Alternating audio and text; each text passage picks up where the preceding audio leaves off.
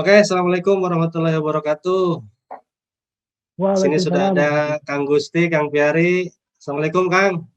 Waalaikumsalam warahmatullahi wabarakatuh. Udah lama Waalaikumsalam. ini nggak ketemu. Bang Pengennya sih Komisioner. langsung undang ke KPU, cuma karena Pandemi. situasi lagi pandemi gini ya, lagi pandemi jadi ya Hmm, mau nggak mau tetap harus dijaga protokolnya, jadi cuma bisa lewat virtual.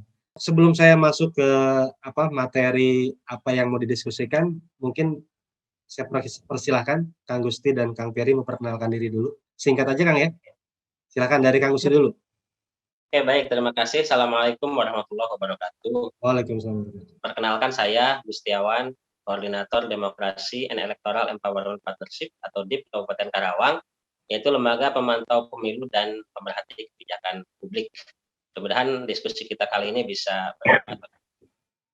Siap. Kang Piari, mangga. Dari mana nih Kang Piari ini? Waalaikumsalam. Assalamualaikum warahmatullahi wabarakatuh. Salam. Saya Piari Mukas Mubarok, sebagai Ketua KIPP Kabupaten Karawang. KIPP ini salah satu lembaga pemantau pemilu juga yang sudah berdiri dari tahun 1995, begitu Kang. Jadi udah lama ya, dan kebetulan dua lembaga ini KIPP dan DIP ya, itu kemarin di Pilkada Karawang sebagai pemantau yang terakreditasi ya di KPU. Ada Betul. 3 di Karawang ini, ada KIPP, DIP, dan Saya Putih. Ini sharing aja lah ya, sharing santai, nggak harus formal. Kita tahu kemarin ya, Pilkada alhamdulillah di Karawang sukses, Kang. Jadi Pilkada Karawang tidak ada sengketa gitu ya. Semua pasangan calon, 3 pasangan calon menerima dengan baik. Di Jawa Barat kita termasuk salah satu kabupaten kota yang tidak ada ya kalau dinamika ada saja, cuman sampai ke sengketa hasil pemilihan kita tidak ada alhamdulillah. Nah, kira-kira pandangan dari Kang Gusti, Kang Piari, kemarin kan kita menyelenggarakan di tengah pandemi ya. Pandemi dengan protokol yang sangat ketat, pembatasan dari semua tahapan gitu.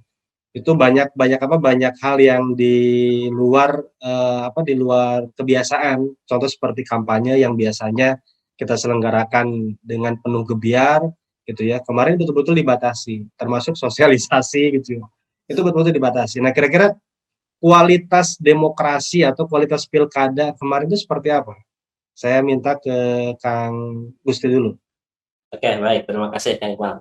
Ya, kita bersyukur alhamdulillah pergelaran Pilkada 2020 kemarin menghasilkan suatu pilkada yang aman ya, tentunya aman, tidak terjadi gesekan yang berarti di tengah-tengah masyarakat, walaupun memang di lapangan, di grassroots, gesekan kecil itu ada saja.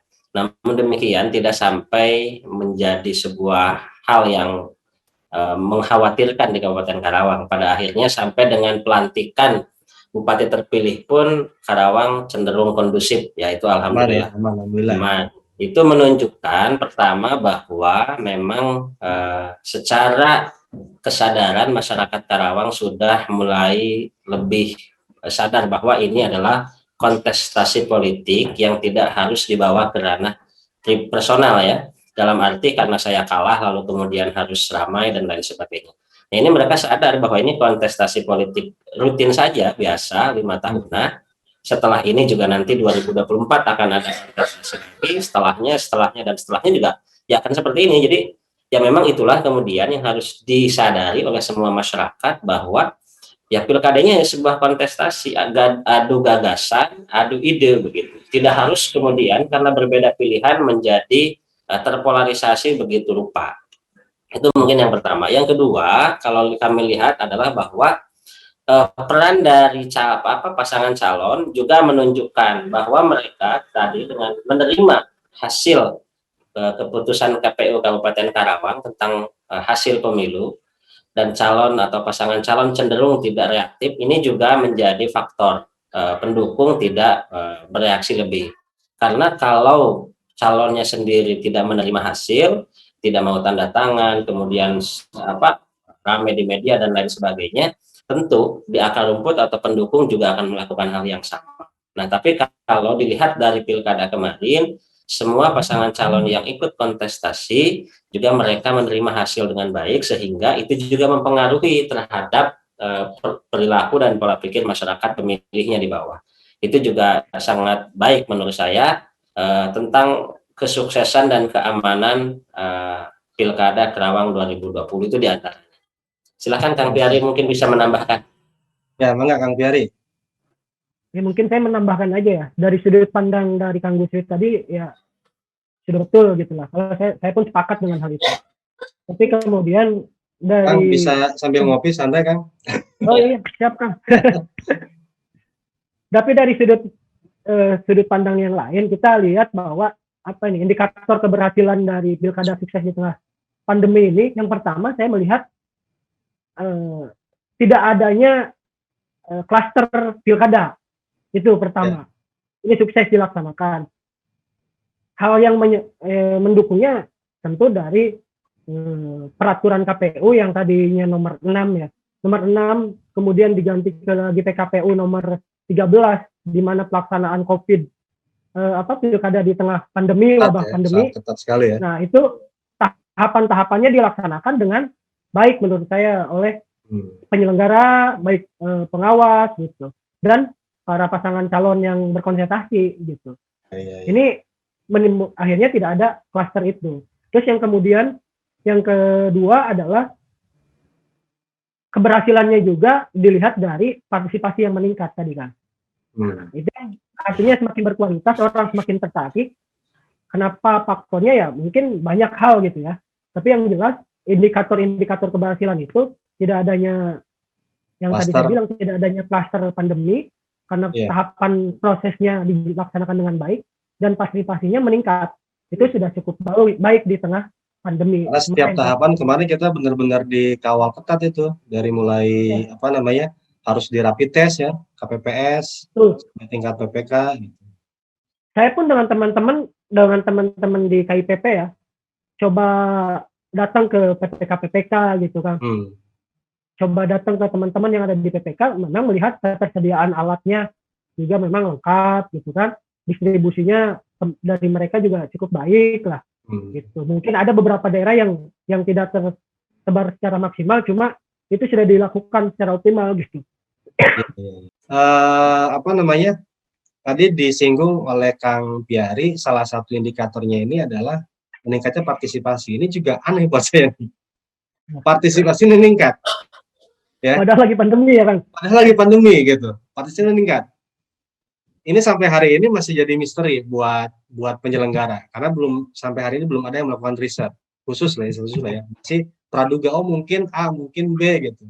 Sebagai pemantau nih Kang Gusti di Adip, terus Kang Piari di KIPP kemarin ikut sama-sama memantau pelaksanaan pemungutan suara ya, termasuk sampai rekapitulasi dan penetapan hasil. Kira-kira faktornya apa gitu? Ini kita bicara analisis kita aja ya, bukan bicara riset ilmiah gitu. Kira-kira faktornya apa? Partisipasi di Karawang ini sebelumnya kan 66,4% ya, 2015. Ini kemarin 2020 itu sampai di angka 70,03%. Jadi ada peningkatan 3,6%. Padahal beberapa ahli menyebutkan ini bakal terjadi penurunan. Kira-kira apa sih faktornya adanya peningkatan partisipasi? Siapa dulu silahkan. Kang Gusti dulu enggak? Kalau menurut saya yang pertama, karena kampanye prokesnya begitu masif, menurut saya ya. Jadi begitu masif bukan hanya dilakukan oleh KPU Kabupaten Karawang, tapi juga oleh KPU RI. Setiap hari itu iklan di televisi memberikan gambaran dan panduan kepada masyarakat bahwa datang ke TPS itu aman. Dengan buzzernya ya. Ya, buzzernya kuat lah, kurang lebih. Yang kedua, kemudian juga usaha yang cukup keras juga dari KPU Kabupaten Karawang yang saya lihat. Karena KPU banyak jemput bola. Di antaranya kemarin saya waktu itu kan pernah ada masyarakat yang sekian ribu, 8.000 atau sekian ribu belum punya IKTP. Mereka jemput bola, kerjasama dengan Disduk Capil untuk melakukan perekaman, mempermudah lah intinya, memberikan fasilitas kepada masyarakat agar semua hak pilihnya terlindungi, terlepas kemudian mereka melakukan pemilihan atau tidak, tapi yang pasti hak-haknya itu diupayakan untuk dapat diberikan. Nah, terus kemudian sosialisasi juga dari tingkatan ad hoc di bawah kepada masyarakat juga cukup baik ya, karena tadi bahwa ketika datang ke TPS ini aman, harus sudah melakukan ini, sudah di semua dirapid petugas KPPS-nya, kemudian dan lain sebagainya. Nah, kemudian yang ketiga, faktor eksternalnya selain dari internal KPU-nya, menurut saya ada faktor calon, menurut saya di Kerawang khususnya ya. Ada faktor calon yang memang terutama ada 2 calon yang memang mempunyai basis massa yang begitu kuat menurut saya. Khusus di Kerawang ya, di Kerawang ya, kita kan berbicara Kerawang. Ya. Nah, bukan berarti menafikan calon yang kemarin itu ada kan Selika Aep, kemudian Kang Jimmy sama Yusni ya. Kemudian ada Adli Pairus sama Yesi. Bukan menafikan yang Adli Pairus sama Yesi, tapi kedua ini Selika sama Jimmy ini kan incumbent nih posisinya. Selika bupatinya, Kang Jimmy adalah wakilnya. Dan semua ini punya basis massa yang kuat. Ya, Kang Jimmy punya basis massa minimal dari kalangan Nahdliyin misalnya, ditambah dengan komunitas yang lain. Nah, Selika ya tentu kita sudah tahu mereka sudah punya basis massa yang sangat kuat tentunya. Nah, sehingga menurut pandangan saya, kedua pasangan calon ini basis massanya bergerak semua, mereka datang ke TPS, menggerakkan semua masyarakat karena sama-sama ingin memenangkan kontestasi. Itu diantaranya menurut saya, tapi ini bukan berarti udah riset ya, tapi ini pandangan analisa saya. Analisa santai lah, analisa santai. Oke, Kang Piari, gimana tanggapannya nih? Partisipasi meningkat di luar di luar dugaan banyak pihak. Kenapa kira-kira nih? Kalau saya melihat begini, Kang. Jadi di dalam tahapan yang dilaksanakan, pertama itu di dalam tahapan dari data pemilih sementara, dari awal ya, misalkan dari awal itu dari data KPU, data di Dukcapil gitu. Nah, itu disinkronkan dulu, nanti kan kemudian dijadikan daftar pemilih sementara. Kemudian daftar pemilih sementara diajukan lagi, dievaluasi lagi, ada kesalahan dibalikin lagi ke bawah, belum jadi data pemilih tetap ya. Nah, ini saya lihat di beberapa kecamatan di PPK kemarin, mereka melakukan itu masif dan ditempel di setiap, misalkan tempat-tempat keramaian yang ada di desa gitu, sampai ke desa-desa atau di pos-kamling. Ini daftar pemilih sementara yang belum ada, langsung bisa bawa KTP daftar di di petugas desa gitu kan langsung. Nah, ini menjadi daya tarik masyarakat sendiri, terutama karena kemudahan gitu. Masyarakat tidak perlu ribet, ya. Masyarakat tidak perlu ribet ketika memang tidak ada namanya di dalam daftar pemilih, langsung dieksekusi lah istilahnya kan. Langsung dieksekusi sama petugas. Ini tentu memudahkan masyarakat akan lebih senang dengan hal seperti itu. Terus yang kedua, kalau menurut saya dari segi kampanye di media sosial ya, ini kampanye di media sosial ini masif juga dilaksanakan. Cukup masif ya. Dari mulai KPU-nya, pesertanya gitu. Semuanya melaksanakan kampanye di media sosial secara masif. Dan ini sangat ngena gitu istilahnya. Terutama memang pas pandemi kemarin banyak aktivis medsos dadakan, Kang. Nah, itu betul. Jadi karena nggak boleh kemana-mana, jadi banyaknya buka sosmed aja gitu. Setiap harinya buka sosmed. Terus kemudian gini, Kang, metode kampanye yang hari ini dilakukan kan, kalau dulu pesta rakyat biasanya kan. Iya, benar. Nah, jadi orang-orang itu hanya menikmati pestanya. Tidak menikmati apa sih visi misi dan gagasan para calon kepala daerah. Kalau ini kan mereka abai gitu ya. Iya. Kalau ini jadi hingar-bingari aja. Nah, gitu. Kalau sekarang ada perbaikan kualitas demokrasi sedikit gitu kan, ada peningkatan lagi bahwa metode kampanye hari ini sudah berubah. Itu juga menjadi daya tarik masyarakat untuk tidak memilih yang salah gitu. Istilahnya saya harus memilih ini karena A gitu. Saya memilih ini harus karena B gitu. Dari sisi pemilih ya. Kalau Kang Piari tadi lihat dari sisi pemilih kan, dari sisi pasangan calon. Memang Kalau saya ada yang lucu Kang, pernah datang nanya ke pemilih langsung, kenapa mau datang ke TPS padahal kan ini situasi pandemi. Jadi kalau di masyarakat pedesaan Kang, itu Ya, mereka pengen tahu gitu, ada yang pengen tahu gimana sih sebetulnya pilkada di tengah pandemi. Jadi anu hayang naon ditembak ku termogan gitu. aduh, Banyak lah, banyak varian ya, memang harus ada riset khusus ini, riset khusus kenapa ada peningkatan partisipasi dan itu terjadi bukan hanya di Karawang, tapi hampir di semua kabupaten kota. Oke, kita tinggalin dulu ngobrolin masalah pilkada kemarin yang alhamdulillah di Karawang sudah berjalan dengan lancar. Nah, sekarang setelah pilkada kita mau ngapain nih, Kang?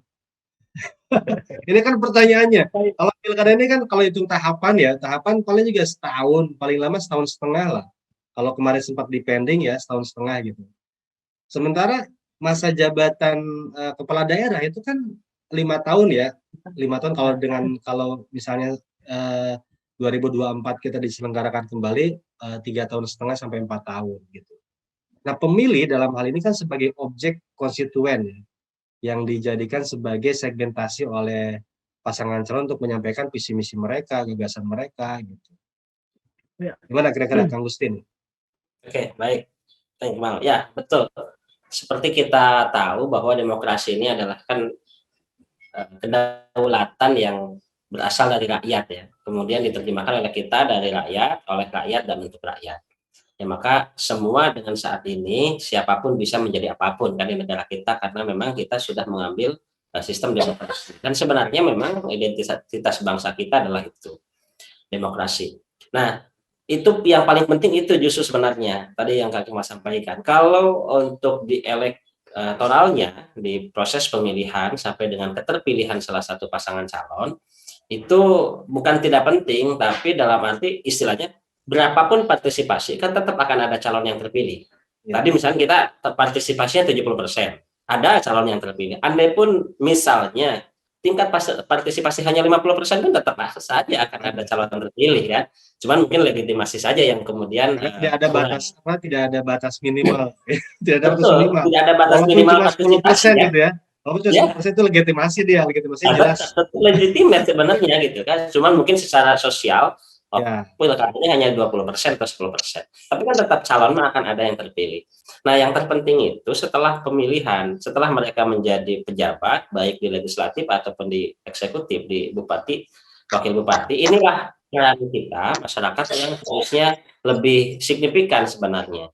Nah, kita harus mengawal tadi kalau kata Kang Piari di pemilu kemarin itu lebih banyak kampanye menyentuh ke masyarakat tentang visi misi dan lain sebagainya. Kalau di sebelum-sebelumnya itu hanya menikmati hingar-bingar sehingga mereka tidak tahu apa isi dari kampanye atau visi misi yang mereka sampaikan. Nah, kalau kemarin kita misalnya sudah menerima informasi dari pasangan calon bahwa mereka akan melakukan A, B, C dan seterusnya. Nah, inilah yang harus kemudian dikawal oleh masyarakat, ya, oleh LSM, oleh masyarakat sipil dan siapapun organisasi buruh dan lain sebagainya. Karena mereka itu pasti punya janji. Contoh kemarin misalnya, Selika memberikan janji bahwa mereka akan membuka lapangan pekerjaan. Mereka akan membuka akses UMKM seluas-luasnya. Nah, sampai dengan saat ini, sudahkah mereka melakukan itu? Kita bukan hanya sekedar sudah punya bupati sudah selesai urusan, enggak gitu karena mereka harus dikawal kebijakannya. Kalau program kerjanya tidak dikawal oleh kita bersama, tidak dilihat, tidak dikritisi sudah sejauh mana ini dilaksanakan. Kalau misalnya dari 10 janji yang diberikan sudah berapakah mereka melakukan dalam tahun pertama misalnya, dalam tahun kedua, atau dalam 100 hari kerja. Kan biasanya suka ada tuh 100 hari kerja saya melakukan ABCD. Nah, apakah mereka sudah melakukan itu? Itu harus menjadi concern bersama masyarakat. Jangan setelah terpilih ya sudahlah 5 tahun ke depan nanti baru ramai lagi kalau mau pilkada misalnya. Jadi harus ada keterlibatan aktif dari masyarakat. Ya, oke. Nah, sekarang kalau tadi Kang Gusti bicara terkait dengan keharusan masyarakat untuk tetap mengawal kebijakan pemerintah gitu ya. Tapi yang jadi persoalan, ini kan tidak semua masyarakat tahu cara mengawalnya seperti apa, cara ngasih masukan, gitu, cara ikut berkontribusi dan berpartisipasi dalam pengembangan mungkin kebijakan publik gitu ya. Nah ini kira-kira gimana Kang Piari nih? Saya ke Kang Piari deh sekarang. Kalau tadi Kang Gusti, sekarang Kang Piari. Iya, gini Kang. Kalau sebetulnya ya harus ini ada dulu harus ada prinsip dulu di masyarakat bahwa sebetulnya politik itu untuk rakyat gitu, bukan untuk elit. Politik itu gitu, kekuasaan itu adalah instrumen dan kewenangannya untuk merubah suatu sistem sosial yang lebih baik gitu. Karena di situ akan ada regulasi yang mengatur hidup kita gitu. Jangan mikir yang sulit dah. Politik itu mengatur harga pasar. Ibu-ibu pengen ke pasar harganya nggak mahal. Nah itu kan ada di politik.